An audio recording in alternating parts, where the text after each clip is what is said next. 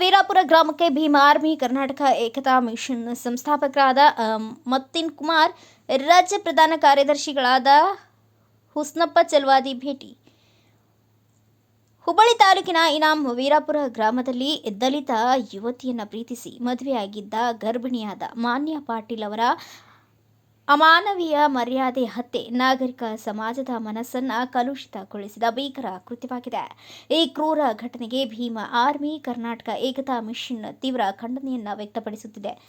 ಇಂದು ಸಂತ್ರಸ್ತ ಕುಟುಂಬದ ಮನೆಗೆ ಭೇಟಿ ನೀಡಿ ಅವರ ನೋವಿಗೆ ಸ್ಪಂದಿಸಿ ಸಾಂತ್ವನ ಹೇಳುವ ಮೂಲಕ ನೈತಿಕ ಬೆಂಬಲವನ್ನು ಸೂಚಿಸಲಾಯಿತು.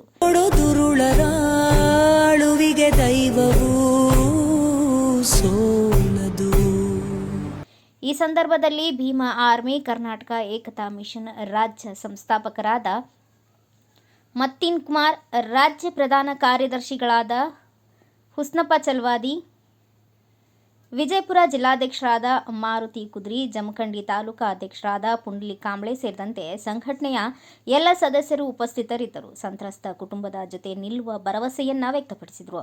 ಮಾನವೀಯತೆ, ಸಮಾನತೆ ಮತ್ತು ಸಂವಿಧಾನಾತ್ಮಕ ಮೌಲ್ಯಗಳ ಮೇಲೆ ನಡೆದ ಈ ದಾಳಿ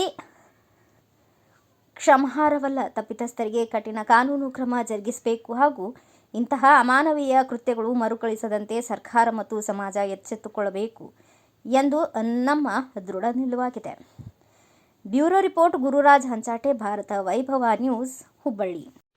Thanks for watching. Read, discuss and debate with editor Dr. Yan Prashant Rao. Wanted reporters in print, digital and visual media for Bharat Vaibhav Daily Newspaper, BV News 5 Channel and BV Fast Web News from all the talukas of Karnataka, Goa and Maharashtra. If interested, send your resume to 9019229369.